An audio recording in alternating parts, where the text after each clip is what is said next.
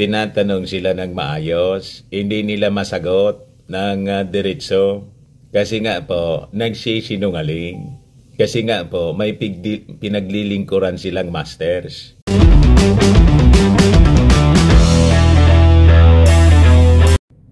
Hindi umobra mga kababayan yung drama ng mga SMNI anchors sa ating mga congressmen.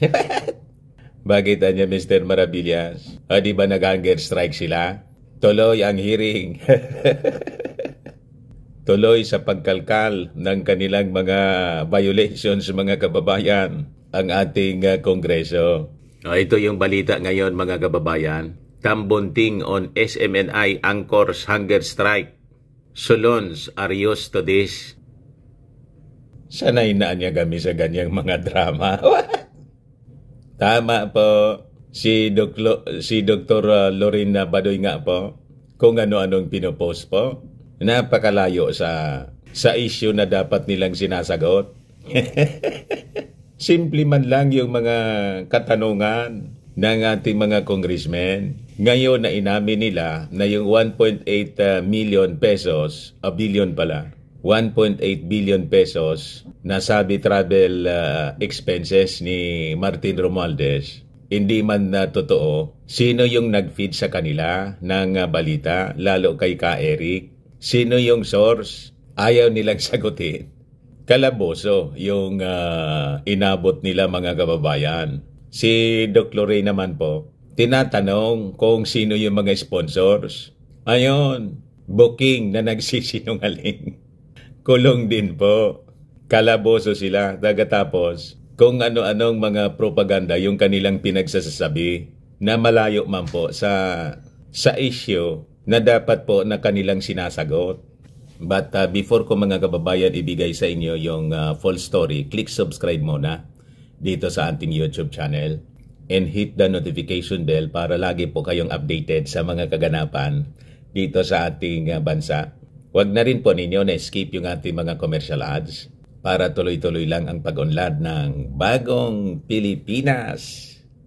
Sa mga naghanap ng malinis and spacious fitness gym, punta lang po kayo sa aming Colossal Fitness Gym.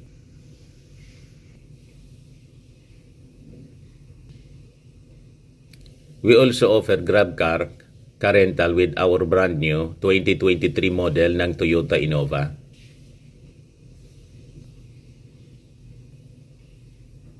We also accept booking for those who are planning to travel via PAL, Cebu Pacific and other airline companies, local and international, and bills payment for Meralco bills, PLDT, etc. Ang Colossal Fitness Gym is located at 3rd floor, Security Bank Building, Landco Business Park, Legazpi City, Albay.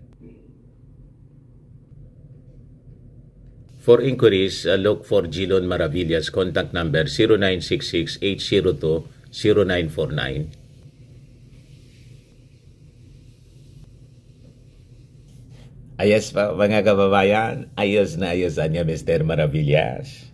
Ayan po mga kababayan, si Congressman Gas Tambunting, hindi nila mapaikot yung ating mga congressmen.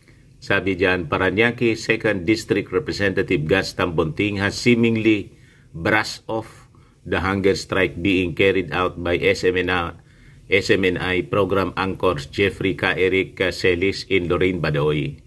Tinatanong sila ng maayos, hindi nila masagot ng diretso. Kasi nga po, nagsisinungaling. Kasi nga po, may pinaglilingkuran silang masters.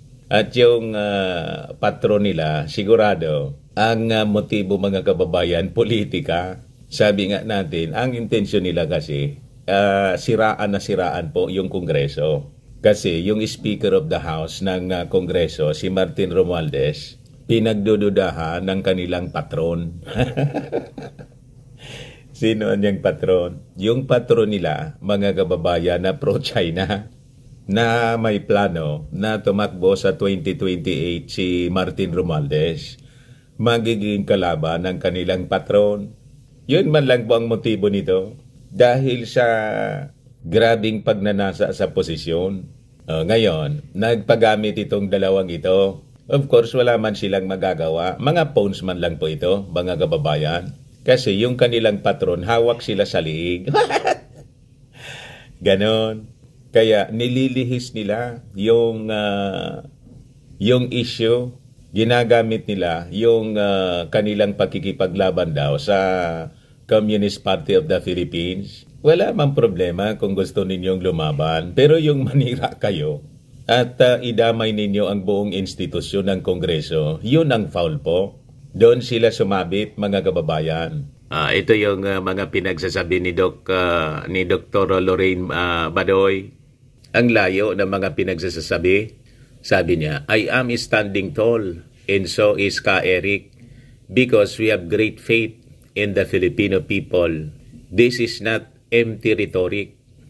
I saw the wondrous miracle of how we as a people brought the CPP and PANDF down on its knees. So, claim na nila na sila yung responsible sa pagpahina sa Communist Party of the Philippines. Imagine, mga assuming sila kung bakit daw umina yung movimiento dahil sa kanila. Kayo na. Di ba? Kumbaga, may contributions kayo. Pero yung kayo na yung mag-claim na mismong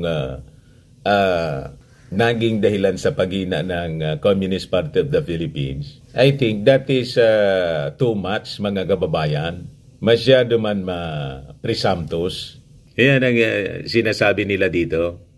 They are trying to get back on their feet, aided in no small measure by Congress, whom they have cunningly manipulated into going against the people and agreeing to their shield.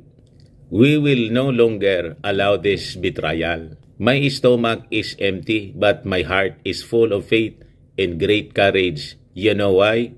Simple, Pilipino ako.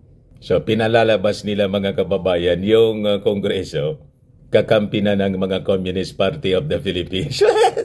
Itong mga makabayan black po, ang tagal na niyan dyan, ang nag-allow niyan, mga kababayan, si Coricong, di ba? Yung party list system, doon nagsimula sa panahon ni Coricong. And it was allowed by Congress then, na hindi pa man po Speaker of the House noon, si Martin Romualdez. Inabutan na lang yan ni Martin Romualdez ngayon. Pagkatapos, ginagamit nilang propaganda against Martin Romualdez na nakikipagsabuatan po sa mga makabayan black. What? As leader po ng Kongreso, siyempre, they are legal members of Congress. Diba? Because of the party list system. Siyempre, lahat pakikinggan. Lalo kung valid naman yung mga pinagsasabi.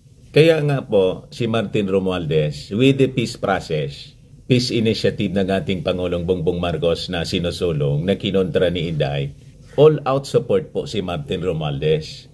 And all the congressmen, political parties po. Kasi hindi po maaari na more than 50 years na po tayo na naglalaban-laban, kapwa Filipino. Di ba? Ayaw nila ng ganon. Gusto nila bakbakan lang ng bakbakan. Hindi pa ba kayo nagsawa sa ganong ori ng society? But anyway, itong mga isyong ito, mga kababayan ni Doc Lorraine, na pinafloat nila, malayo doon sa issue po. Ang issue po yung kanilang pagsisinungaling. Ang issue po yung fake news na kanila pong inispread using SMNI. Yun ang dapat nilang sagutin. Di ba?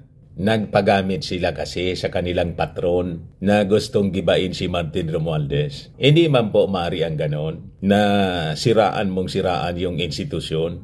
Di ba? Si Martin Romualdez po, sige lang ang trabaho. Kaya inggit sila kay Martin. What?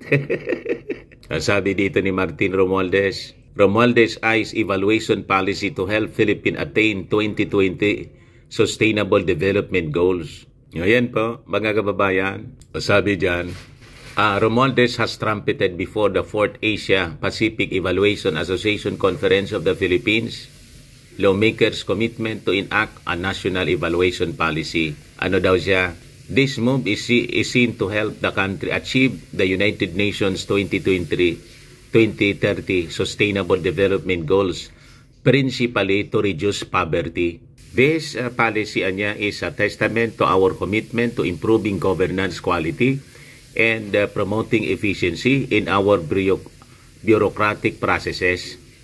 Sabi po ni Martin Romualdez, yan ang kailangan nating leader, mga kababayan na successor ng ating Pangulong Bongbong Marcos. Talagang katuwang ng ating presidente sa pagsasaayos ng ating bansa. Hindi yung tantrums ng tantrums. Hindi yung napakaaga pa. Politika na yung nasa isip. 2028 elections na agad.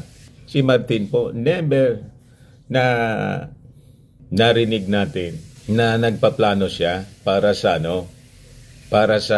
eleksyon. Kahit nga po sa 2025 senatorial or congressional elections. Kasi nga po, matagal pa.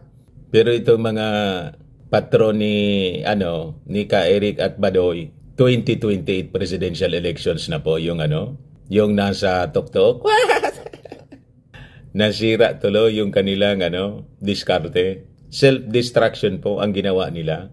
Di ba? Ang sumira po sa kanilang mga plano, ang sumira sa kanilang sarili, sila man lang po. Dahil sa sa sobrang pagnanasa sa confidential funds. Di ba? Nadurog tuloy, mga kababayan, yung kanilang mga pangarap. Ayan man lang po, mga kababayan. Ako po si Dante Maravillas. Bye-bye po. God bless.